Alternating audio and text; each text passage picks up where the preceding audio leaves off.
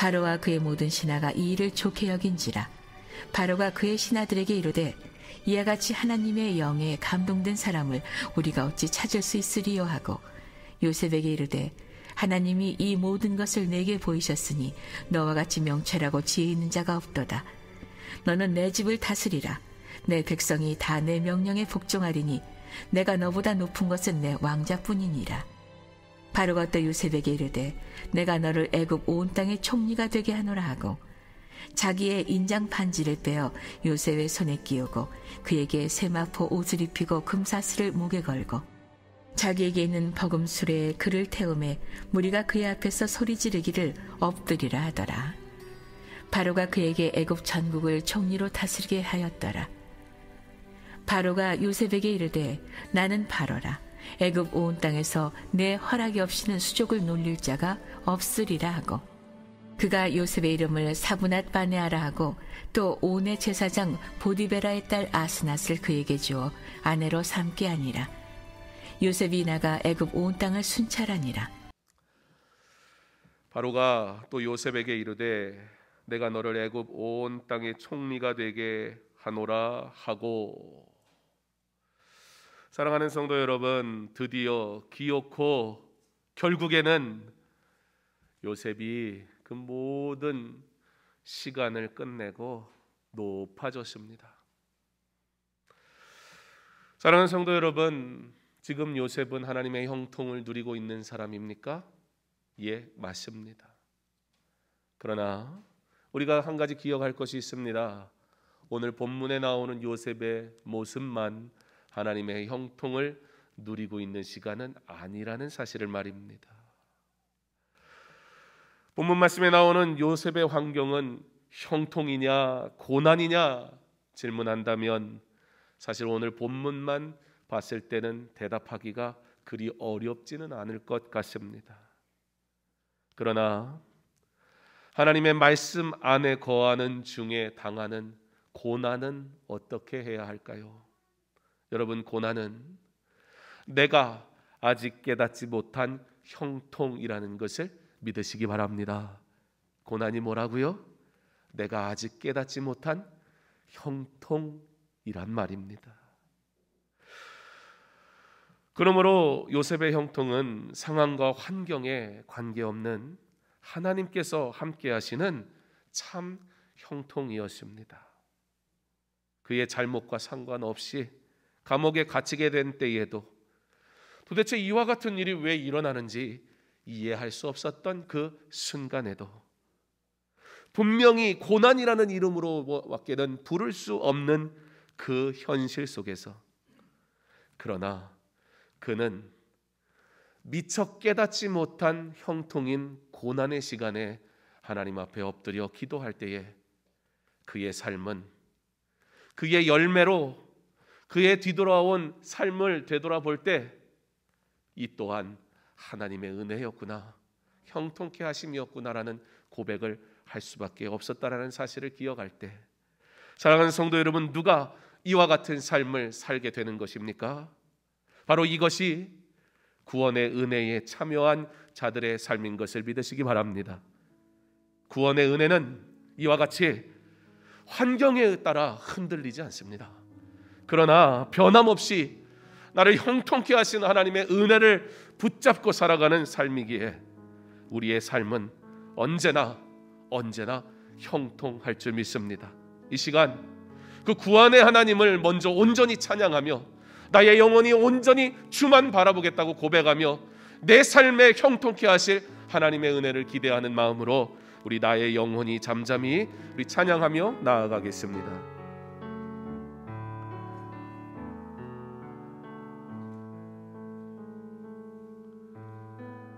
나의 영혼이 잠잠히 하나님만 바라며 나의 구원이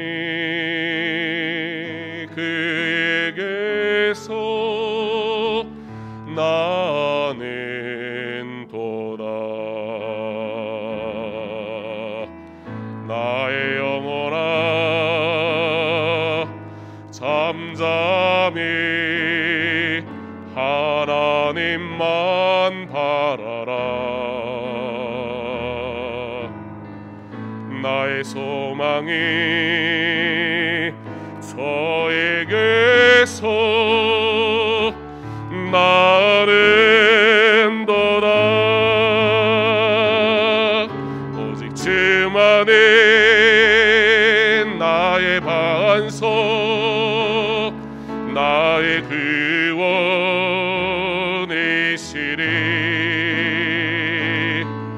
오직 주만의 나의 선소, 내가 여렁체 아래 오직 주만의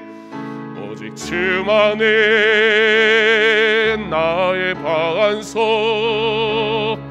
나의 구원이시리.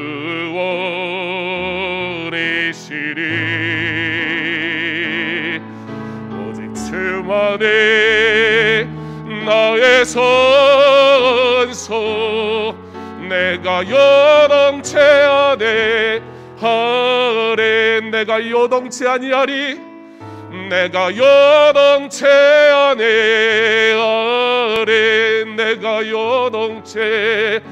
내가 여덩체 안에 사랑하는 성도 여러분, 우리 함께 기도하기를 원합니다. 우리의 구원의 일은 환경에 의해 좌지우지되는 것이 아닙니다. 성도에게 주시는 하나님의 형통은 눈에 보여지는 것으로 판단되는 것이 아니란 말입니다. 이 구원의 은혜가 저와 여러분에게 주어졌는데 왜 두려워하십니까? 왜 염려합니까? 하나님, 오늘 이 시간 나의 영혼이 잠잠히 주만 바라보게 하소서. 그러므로 이 구원의 은혜에 참여한 나 흔들리지 않게 하시고 요동치지 않게 하시며, 어떠한 환경 속에 지금 내가 있다 할지라도 이 믿음 붙잡고 승리하며 오직 하나님께 영광 돌리는 은혜의 삶을 살아가게 하여 주시옵소서. 우리 함께 기도하겠습니다. 사랑의 하나님, 우리에게 은혜를 베푸시고 우리에게 은혜를 따라 살아갈 수 있는 믿음을 허락하시니 참 감사를 드립니다. 하나님, 나의 연약함을 주 앞에 고백하며 나아갑니다. 아버지 하나님, 우리가 이 구원의 은혜에 참여하였건만 아버지 하나님, 여전히 우리는 은혜를, 형통을 아버지 내 눈에 보여지는 것으로 판단하며 살아갈 때가 너무나 많은지 고백하지 않을 수가 없습니다. 하나님 아버지, 우리에게 은혜를 허락하여 주옵소서. 주여, 우리에게 하나님의 은혜를 따라 살아갈 믿음을 허락하여 주시옵소서. 아버지, 요동치 않는 믿음을 가지고 흔들리지 아니하는 믿음을 가지고 오직 주를 바라보며 살아가는 성도의 발걸음이 복되게 하시며, 그러므로 하나님께 영광 돌리는 거룩한 성도의 삶으로 주의 뜻 이루며 살게 하여 주시옵소서. 어떤 상황 속에서도 주 앞에 드리는 예배가 거룩히 온전히 드려지게 하시고, 어떠한 상황 속에서도 주 앞에 기도하며 눈물로 나아가며 주의 뜻 이루기를 소망하게 하실 때 주의 말씀이 우리의 삶의 기초가 되어 그 말씀을 따라 살아가는 성도가 하나님의 영광을 나타내게 하시고 주의 뜻을 이루게 하여 주옵소서. 흔들리지 않는 믿음이 내게 주어졌으니 바로 지금 내가 형통함을 누리는 자인 것을 믿게 하옵소서. 예수님 이름으로 기도합니다. 아멘. 모차르트가 작곡한 대관식 미사라는 곡이 있습니다. 어제 나주에 장례식 인도차 내려가게 되면서 들었던 곡인데요.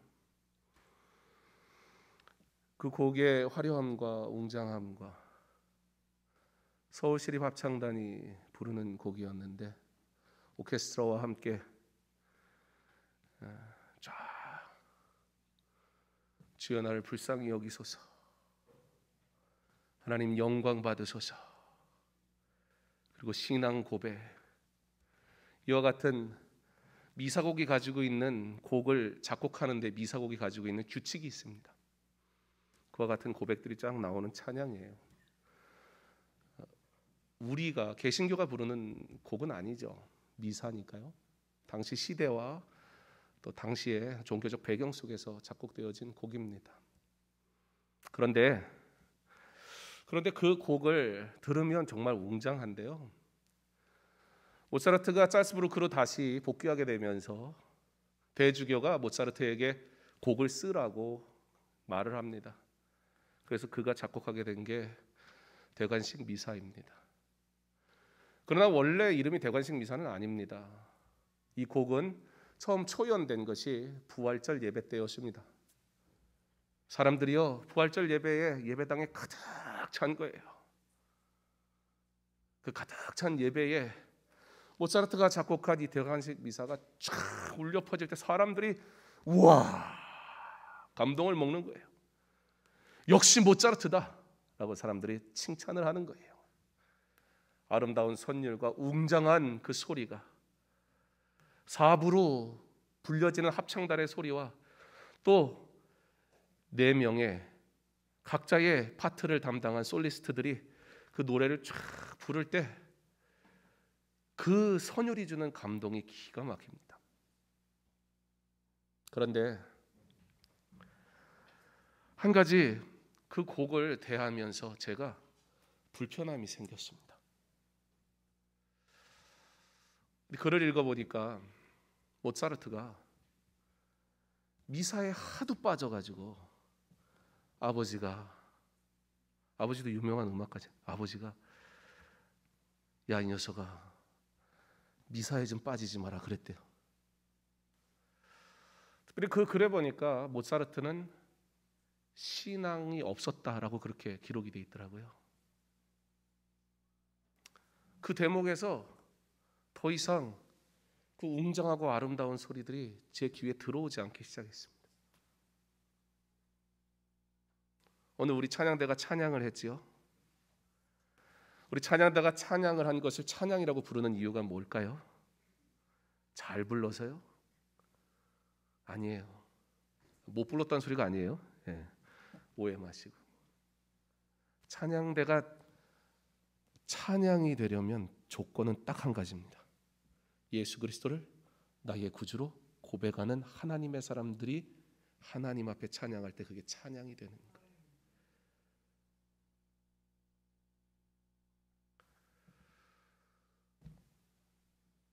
고민이 됐습니다. 사람들은 칭송을 하는데 사실 그때 초연을 하고 한동안 연주를 할 수 없게 됩니다. 그러다서 나중에 대관식, 그러니까 황제의 즉위식 때 뭔가 웅장하고 화려한 곡을 좀 연주를 하면 좋겠다라고 해서 그때 대관식 때 이 곡을 다시 연주하면서 대관식 미사라는 부제가 붙었다라고 하는데요. 근데 여기에 음악 교수님이 앉아 있으니까 제가 살짝 불안해지네요. 제 전공 분야는 아니라 혹시 틀리는지 뭐 전 읽은 거니까.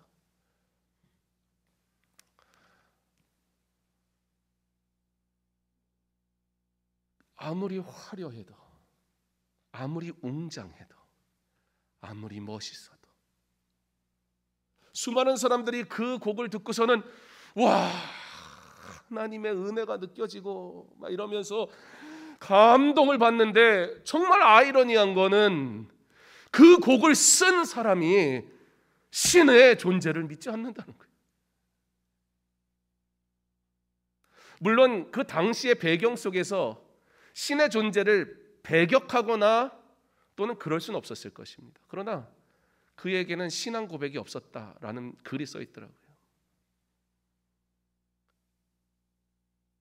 아무리 화려해도 아무리 열심히 해도 아무리 수고해도 아무리 사람들이 칭찬해도 그것이 나의 신앙을 통한 섬김이 아니라면 그것은 주를 위한 일이 될 수가 없는 겁니다.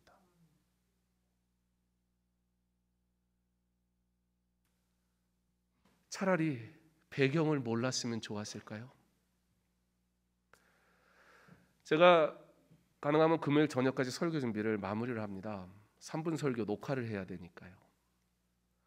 어제 그래서 부랴부랴 오전에 3분 설교 녹화를 하고 오정에 한 군데 신방 갔다가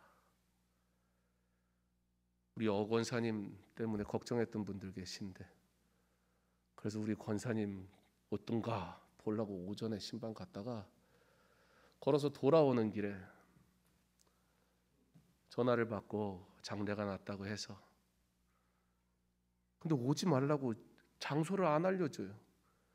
그래서 이름이 뭐냐 그래서 제가 장례식장만 알고 안 알려줘가지고 제가 컴퓨터로 검색을 했어요. 그래갖고 거기 전화번호 찾아가지고 전화해서 몇 호냐고 물어가지고, 성도들하고 다 같이 출발하기에는 이게 갔다 오는 길이 너무 멀어서 고민을 좀 했습니다. 그러다가 안 되겠다, 기다렸다가 모아서 가기는 어려울 것 같고, 제가 오늘 새벽에 왔거든요. 전라도 나주까지 갔다 오느라고. 그래서 아내하고 둘이서만 갔습니다. 그러면서 이제 들었던 대관식 미사곡을 들으면서 제 설교 원고를 다 그냥 뒤집어 엎어버렸어요. 왜냐하면 오늘 우리가 읽은 본문 요셉, 본문에 따라 순서에 따라 제가 설교를 하려고 쭉 만들어 놨는데요, 제 생각 속에 한 가지만 자리 잡고 있어요. 우리는 화려함과 열심이라는 것에 속아 그것을 신앙이라고 믿음이라고 착각하며 살아가지 않는가? 어찌하여 우리는 요셉의 생애를 보면서 이 대목, 요셉이 드디어 결국에는 기어코 역시 총리가 되었구나라고 이곳에서 하나님의 형통을 찾으려 하는 걸까? 사실 요셉이 가장 화려하게 부각되어지는 대목임에도 불구하고 가장 하나님의 이야기가 나타나지 않는 것이 이 대목입니다. 가장 보기에는 성공한 것 같고 화려하고 멋있고 아름다운 순간인 요셉이 총리가 되는 이 시점이, 누가 하나님을 찬양하고 있습니까? 하나님을 믿지 않는 바로가, 믿지 않는 사람이 찬양을 했으니까? 아니요, 본문은 그런 뜻이 아니에요. 다니엘의 시대도 느부갓네살은 하나님을 찬양했습니다. 너의 하나님을, 그러면 찬양했습니다. 요셉에겐 이 순간도 바로와 상관없이, 바로는 자신의 권력으로, 바로는 자신의 힘으로, 바로는 자신의 이름으로, 바로는 자신의 능력으로 지금 요셉을 총리로 만드는 것 같으나, 그러나 오늘 이 본문보다 더 위대한 순간들은 어디냐?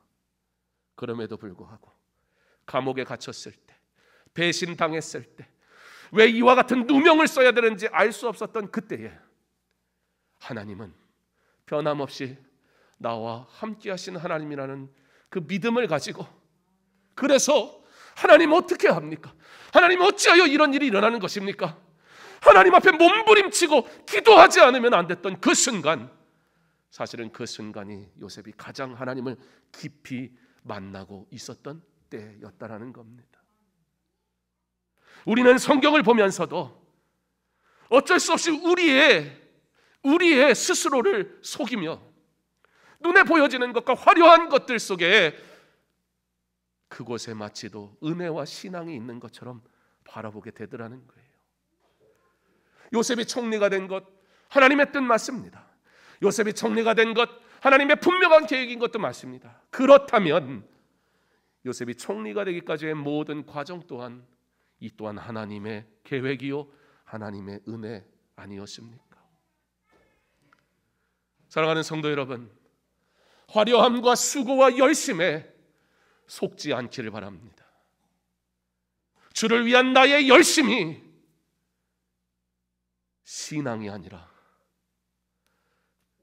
주께서 부르신 은혜가 큰 자가 주를 위해 어느덧 일하고 있을 뿐입니다. 어떤 목사님이 성경을 찾아봤더니 두려워하지 말라 하는 말씀이, 내가 너와 함께하겠다, 두려워하지 말라는 말씀이 365번 나오더래요. 근데 여러분, 성경에 두려워하지 말라 365번 나왔으니까, 그러니까 하나님은 매일 나와 함께 하셔, 이렇게 해석을 하면 안 돼요. 그건 바른 성경 해석이 아니에요. 그러나 그럼에도 불구하고 이분이 왜 그것에 주목을 했냐면 억울하게 감옥에 갇히게 됐습니다.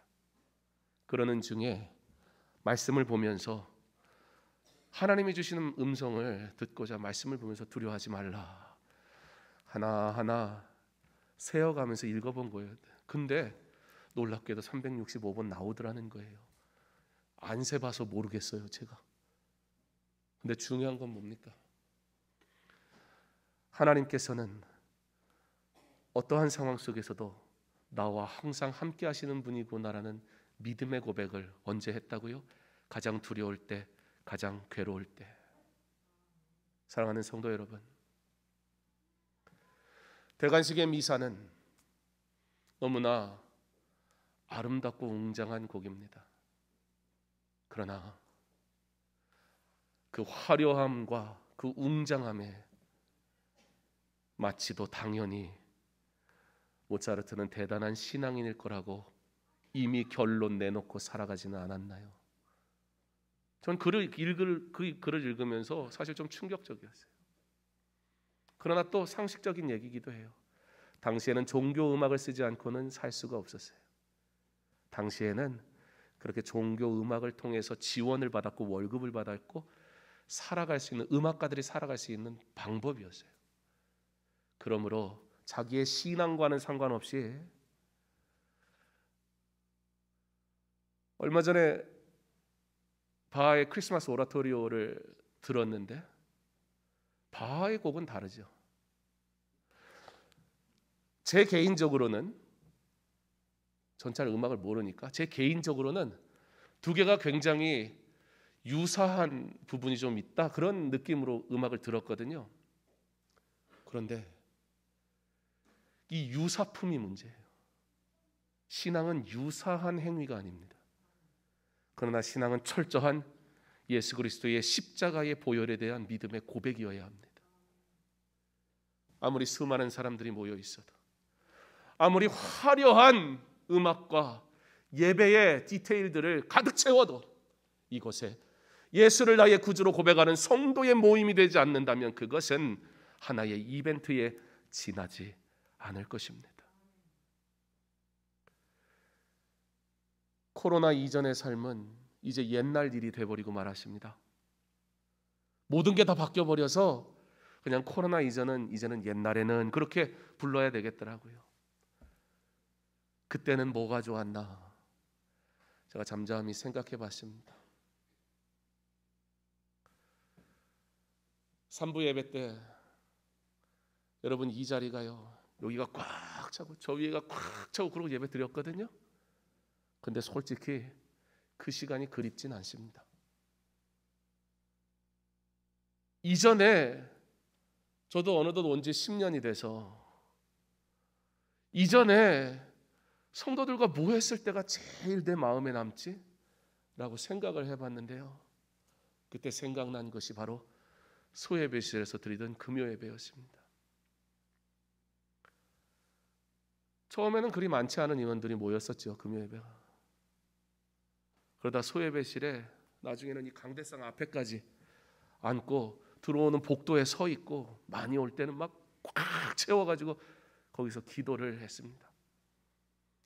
그래서 더 이상은 거기서 예배 못 드리고 기도 못 하겠다고 본당으로 올라가자고 그래서 제가 그때가 겨울이었거든요. 아이고 올라가면 이불을 다 켜야 되고 난방을 다 켜야 되는데 우리 겨울은 지나고 올라가자고. 그래서 본당에 올라오게 됐던 거예요.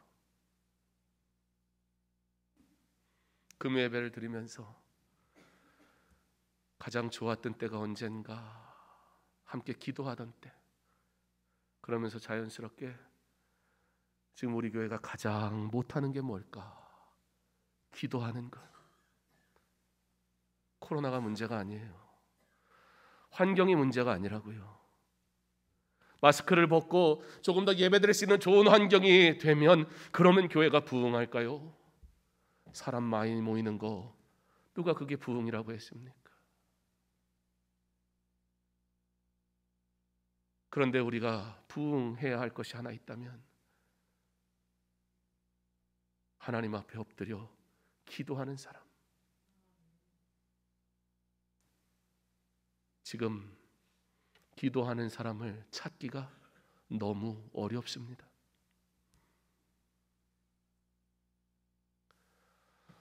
화려함과 많은 수와 웅장함과 멋있는 무엇이 신앙이라고 착각하며 우리는 살아가지 않았습니까? 모든 사람들이 모차르트의 그 곡을 들으면서 너무 좋은 거예요. 그러다가 이 곡이 연주되지 않다가 대관식, 즉 황제의 즉위식 때 연주를 하게 되면서 한마디로 유행을 탄 거예요. 오스트리아를 비롯해서 유럽 전역으로 이 곡이 다 퍼져나가면서 이제는 유럽에서는 추수감사절에는 빠지지 않고 연주되어지는 곡이 되어버렸습니다.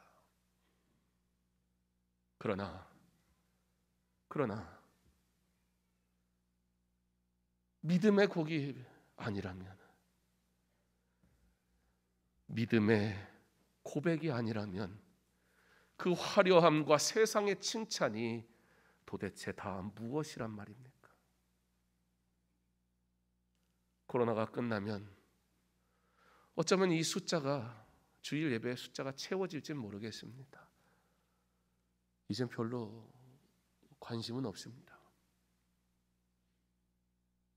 예배가 나와달라고 해서 드리는 것은 아니잖아요. 그러나 하나님, 기도하는 사람이 필요합니다. 우리 교회가 만약에 부흥을 한 적이 있다면, 만약에 그 수의 부흥을 우리가 하나님의 은혜의 부흥이라고 만약 고백한다면 그것은 누구보다 하나님 앞에 엎드려 기도하던 기도의 사람들이 있었기 때문입니다. 지금 강서중앙교회는 그때 기도하던 교회는 아닌 것 같습니다. 기도의 사람들을 찾습니다. 우리 화려함과 열심을 믿음이라 스스로 속이지 맙시다. 그러나 기도함으로 주시는 은혜를 따라 주의 일을 감당하는 저와 여러분 될 수 있기를 간절히 소망합니다. 조심스럽게, 여러분들에게 아주 조심스럽게 한마디 꼭 드리고 싶습니다. 기도하지 않는다면 차라리 섬기지 마십시오. 하나님 앞에 실수할까 두렵습니다. 그러나 기도하게 하셨으니 요셉이 왜 감옥이 형통이었고 요셉이 왜 배신당하는 순간이 형통인 줄 아세요? 하나님, 왜 이런 일이 내게 이루어지나요? 라고 하며 몸부림치며 하나님 앞에 매달렸기 때문에 그때의 고난, 성도의 고난은 미처 깨닫지 못한 형통이기에 그때는 형통인지 몰랐으나 그러나 지금은 내가 압니다. 그 고난마저도 나를 일으키시는 주의 은혜였음을 말입니다. 가만 생각해 보니 코로나가 주는 은혜가 참 많았습니다.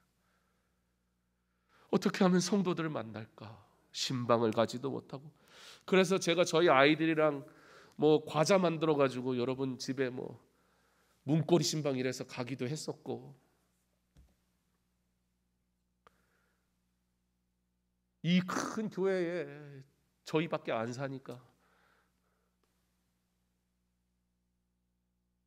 그러다가 한 사람 두 사람 교회 오기 시작하고 예배드리기 시작하면서 생각이 달라지기 시작했어요. 사모하는 자들이 주의 전에 오는 것이다. 믿음 있는 자들이 예배드리는 것이다. 주를 사랑하는 자들이 기꺼이 나의 물질을 내놓고 헌신하는 것이다. 믿음이 없이는 할 수 없는 일이다. 분위기에 하지 않았는지, 사람 보며 하지 않았는지, 그렇게 무언가 열심히 함을 통해 그것을 신앙이라고 우리는 인정해주고 있지는 않았었는지. 아무리 화려한 모차르트의 음악이라 할지라도 그가 믿음의 고백을 하지 않는다면 그것은 아무것도 아닙니다. 하나님은 그런데 관심이 없으십니다. 그러면서 성도들을 어떻게 만날까 하다가 시작한 게 성경 공부, 온라인으로 하는 성경 공부였습니다. 지난 목요일 날 이제 성경 여행 두 번째 시간 마무리를 했는데요. 제가 당사자 우리 권사님께는 허락을 안 받아서 누구라고 말은 못 하겠는데 77세. 누가 77세하고 찾지 마시고 그냥 나만 아니면 아닌 걸로 하면 돼. 딱 매번 수업이 끝날 동안 2년 동안 했는데요. 빠짐없이 참석하셨고요.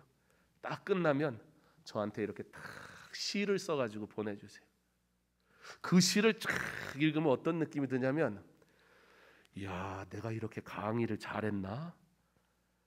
무슨 얘기냐면 그만큼 시를 잘 쓰셨다 그 얘기예요. 감동되게. 빠지시는 적이 없어요. 줌으로 하니까 사실 그 참여하시는 분들은 잘 인식을 못 하세요. 제가 현장에 같이 없으니까 제가 잘 못 볼 거라고 생각하는데 제가 이만한 모니터로 다 보거든요. 그래서 왔다 갔다 하는지 뭐 맛있는 거 뭐 드시는지 뭐 모기 잡는지 뭐 다 알아요 제가. 흐트러지지가 않아요. 지각 한 번을 안 하세요. 신앙은 하나님 앞에서 온전한 거지 사람에게 보여주는 게 아닙니다. 진짜 신앙은 사람이 잘한다 해주는 게 진짜 신앙이 아니라 하나님께서 그를 사용하고 계신가 보면 그가 믿음의 사람인지 알 수가 있습니다. 아무도 없는 곳에 나는 어떠한 사람입니까? 그 자리에서 신실하게 하나님의 사람으로 있습니까? 화려하고 웅장함이 마치도 대단한 신앙인 것처럼 포장했지만, 그러나 요셉은 총리 되었을 때 성공한 인생이 아니라 요셉은 하나님을 만난 그 순간부터 이미 하나님 안에서 성공한 인생이었습니다. 그러므로 고난도 그에게는 형통케 하시는 하나님의 은혜였습니다. 지금 고난 중에 있습니까? 지금 고난 중에 있는데 그럼에도 불구하고 몸부림치며 기도하고 있습니까? 그렇다면 여러분은 미처 깨닫지 못한 형통을 누리고 있는 하나님의 사람인 것을 믿으시기 바랍니다. 이 한 해를 우리 기도하는 시간으로 마무리했으면 좋겠습니다. 다른 거 좀 못해도 됩니다. 그러나 예배와 기도하는 자리에 사모하는 성도들이 몸부림칠 때 주께서 놀라운 회복과 은혜를 우리에게 더하여 주실 줄 믿습니다.